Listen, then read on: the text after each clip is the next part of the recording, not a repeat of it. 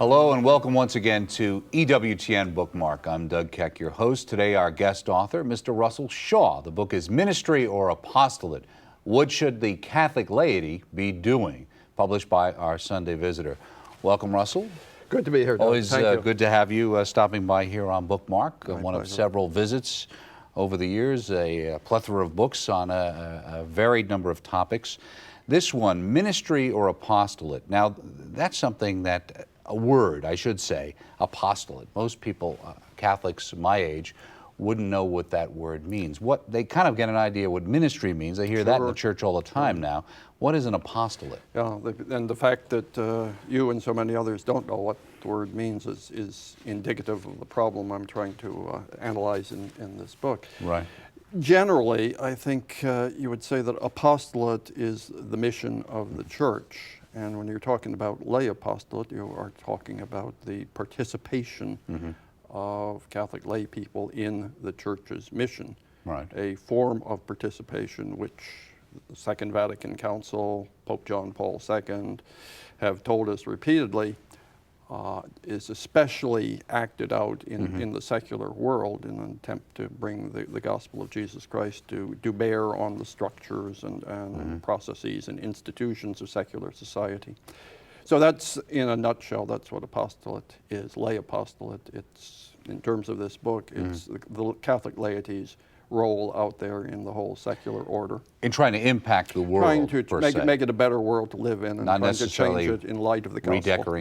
Decorating the rectory or the inside of the church per se, No. but really going out and dealing in your state and life, in a sense. Yeah, and impacting it's what you do as a Christian and as a Catholic in your job, in school, in your neighborhood, in your marriage, and all of those secular environments in which you live out most of your life. Well, the first time I ever, and I mentioned this to you before the interview, that I ever heard the word was in Marriage Encounter. When I went on Marriage Encounter weekend, they said, well, we are a lay apostolate. Yeah. And that was the first time I had ever heard that used. But that, again, is couples reaching out to other couples to improve their marriage and how they live out their life in society. Today, I'm sure, to the extent that any sort of marriage preparation work is done, it would be called a ministry. But I think it's more properly called an apostolate. What you heard all those years ago is correct. That's a form of lay apostolate, couple to couple, trying to help people have better, happier, holier marriages. That's an apostolate. Because you're right. I was going to say, in thinking of that distinction, it would seem to be that has been smudged these days, because things that would seem to fit in that definition of apostolate are more commonly called a ministry. Everything, it seems, that anybody does is related to the church becomes a ministry. Sure, it's a kind of verbal way of trying to make people feel good about the jobs and functions they carry out in the context of church institutions and church programs in parishes and similar settings. And it's well-intentioned, but my book is not an attack on lay ministries. I think there's plenty of room for good, well-intentioned, well-prepared lay people to do a variety of functions, carry out a number of jobs in the context of their parishes and the context of church institutions generally. But to call everything that takes place, even within that framework of the church, to call everything a ministry, kind of trivializes the concept, and it's just a bad use of the word. Well, do you seem to think, as I've come to believe in many cases, we end up with the same idea, that to make everyone kind of feel good about things, we try to make everything holy. But by making everything holy, the net effect isn't that everything becomes holy. The net effect seems to be that nothing is holy. Everything's the same, and it's that same idea. Well, if you're in ministry here, well then the priestly ministry versus the lay person's the lay priesthood kind of idea of the priesthood of all believers. Again, that kind of over egalitarianism, maybe. Part of what you've going on here, in fact, is a benign, well-intentioned attempt to clericalize the Catholic laity by calling the work they do in the framework of the church ministry. And underlying it, I'm sorry to say, is in fact, a very bad theology of the priesthood. Okay. And a very bad theology of ministry. Now, the people who talk about lay ministries, they haven't any notion of these bad theologies that I'm talking about, but that's where a lot of this stuff comes from. The bad theology of the priesthood is it's a reductionist theology, which says in effect that priesthood is the priesthood of the faithful, the baptismal priesthood, the priesthood in which all of us share. That's the essential priesthood. And what we call ordained priesthood is just a functional spin-off from the baptismal priesthood, the priesthood of the faithful. It describes, a certain form of that underlying priesthood, which is identified in terms of certain functions that an ordained priest performs.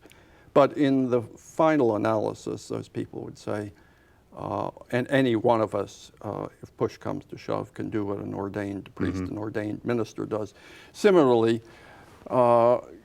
against that background, the idea of ministry that you have operative here is that there's only one ministry. Ministry is a univocal term. It all boils down to the same thing.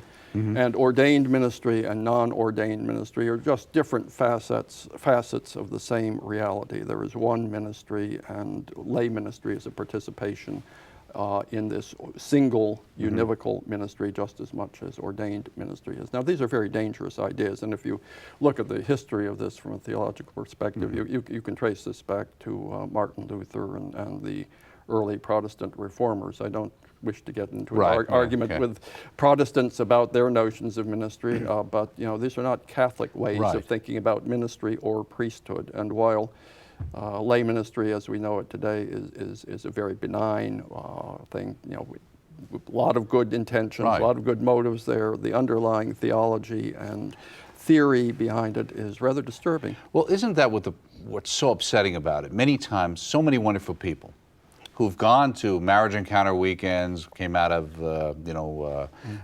Cursillo type thing, maybe some experience that heightened their feeling that they really wanted to serve the Lord and serve their parish and work. They get involved with the quote-unquote ministries in the church, and they're doing wonderful work for all the right reasons.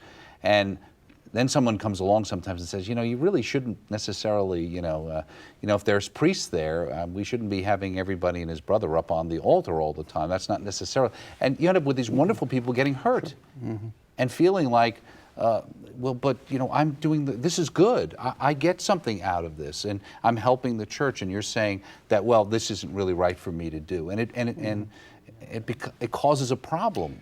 Well, these are wonderful people, and they are doing, in many cases, very good work in and for the church, and there's a need for what they are doing, and there's going to be a greater need for it in the years ahead as the number of priests declines, as it's bound to do, unfortunately, and lay people, to some extent, to the extent possible that they can, lacking holy orders, step in to do things which priests previously did.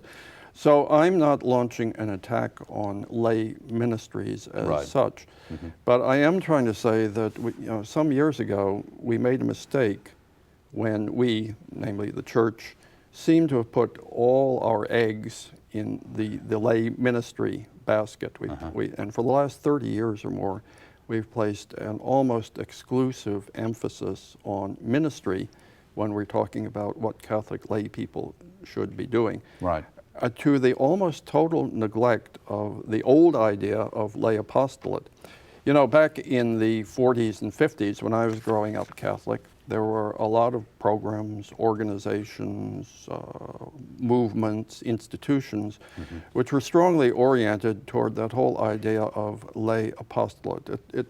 To a great extent, it was the Catholic action model of those years. And the idea was to form and motivate and educate Catholic lay people to play a role precisely as Catholics out there in the secular world, in academic life, in politics, in the professions, you name it, in all of those different secular contexts in which Catholic lay people are the presence of the church, if the church is going to be present at all. And although it was, what existed back there in the 40s and 50s wasn't perfect, and you couldn't go back to it now even if you wanted to. Nevertheless, the idea of preparing lay people for apostolate out there in the world was very sound, very healthy.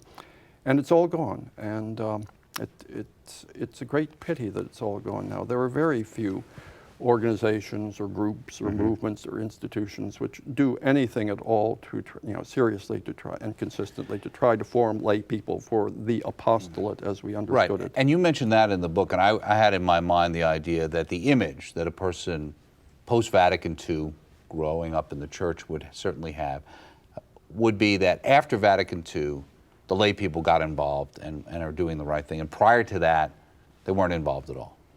Yes, and of course, if you know a little bit of the history, the lay people were quite involved back in that era of church history, but they were involved in the way that, in fact, was proper to the vocation of the laity. Namely, they were involved in trying to bring the gospel to bear upon the secular world and all of these environments in which lay people are present and active. Well, that expression that's been used before, and I know you talk about it, kind of we've gone through this clericalization of the laity, and then kind of a laicization of the clergy. And essentially you'd almost say that in some way the church got more involved, or the bishops in a lot of cases, in social action type issues that are important work of the church, but at the same time a lot of the Catholics ended up spending a lot more time inside the sacristy.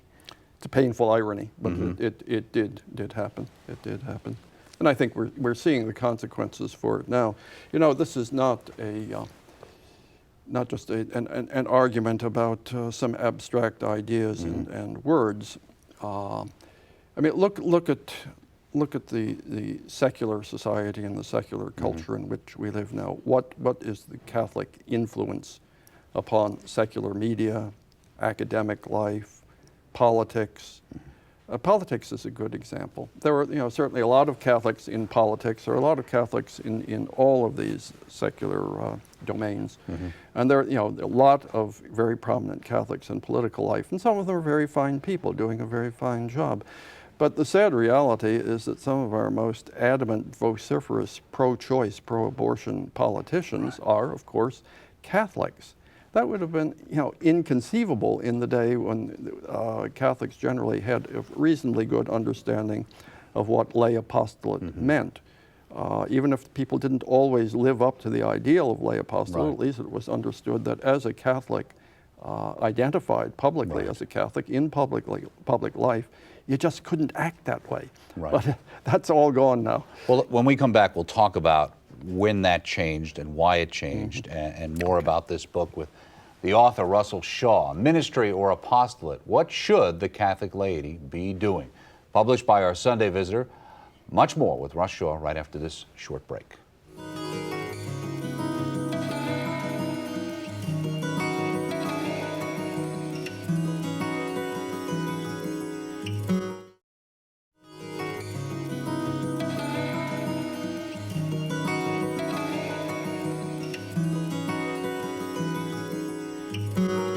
And thank you for staying with us here on EWTN Bookmark. I'm Doug Keck here with Russell Shaw, author of Ministry or Apostolate, What Should the Catholic Laity Be Doing? We were talking, in a sense, about this kind of demarcation point that might have occurred where people seem to be able to separate out their personal stance from their professional job. In a sense, I guess the famous, personally opposed to abortion, but pro-choice, because obviously I can't inflict my opinion, my personal religious beliefs on society. And like you said, that would have been an untenable position in the 1950s, maybe even in the late 60s, but today has become de facto the way for quote-unquote good Catholics who are in the political realm to be able to have it both ways. Yes, and there's no one individual whom I can finger as solely responsible for what happened, and no one incident that you can say that's where it all changed. But you can identify certain significant moments in that change. For example, there was the 1960 presidential campaign, a very famous talk which John Kennedy, running for the presidency, gave down in Houston to a group of Protestant ministers. As you remember, Kennedy's Catholicism was a big issue in the 1960 campaign. And John Kennedy felt it necessary to go before this audience of Protestant ministers and assure them, in effect, in a very sophisticated way, that if he were elected president, he would not be too Catholic. I mean, he would not let his Catholic beliefs, his Catholic values, influence the decisions he made as president. That's a very significant statement to make when you think about it.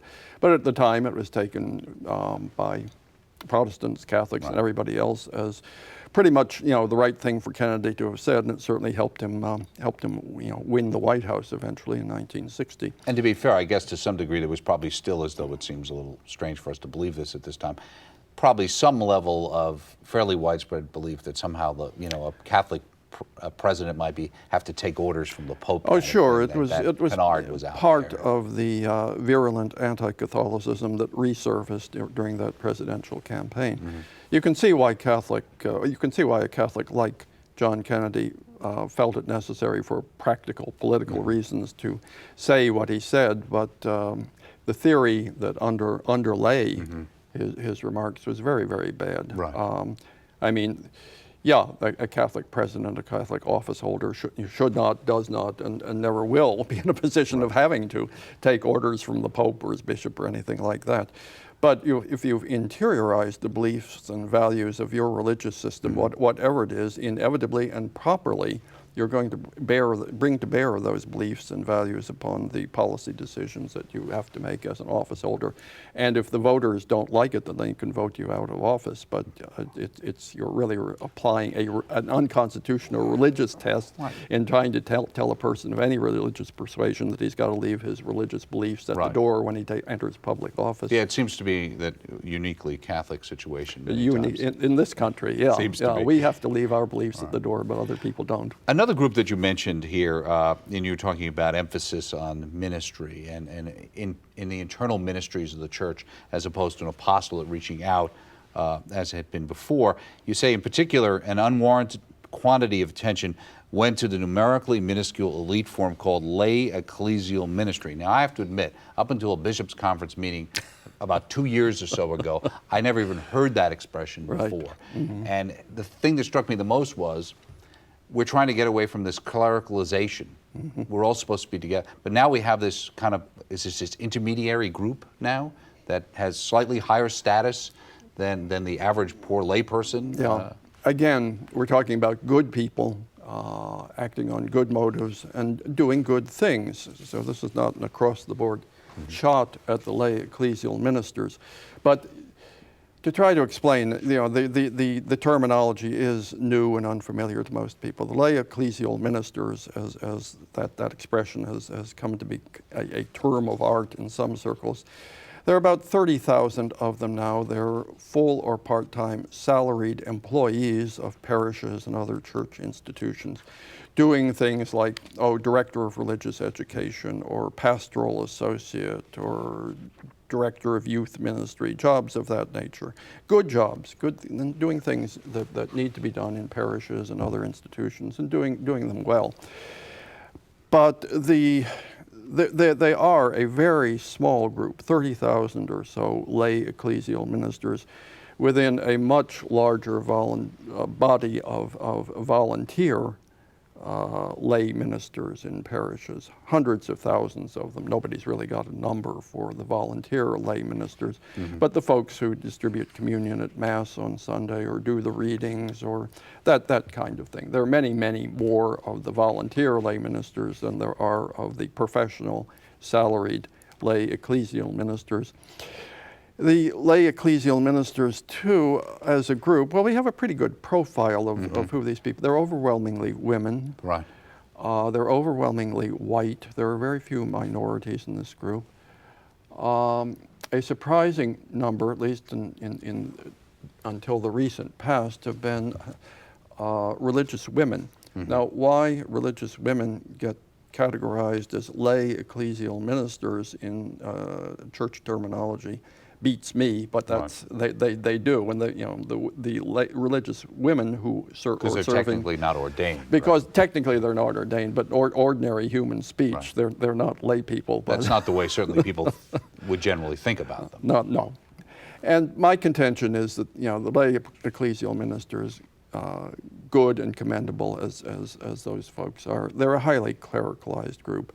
They've been accepted by the clerical hierarchy into the club, so to speak, and they are an elite group who are more or less cut off by their peculiar status and their salaried status and all the rest of it. They're more or less cut off from the ordinary run-of-the-mill lay people, and it's another layer, if you will, of clericalization within an already highly clericalized ecclesiastical structure that we have.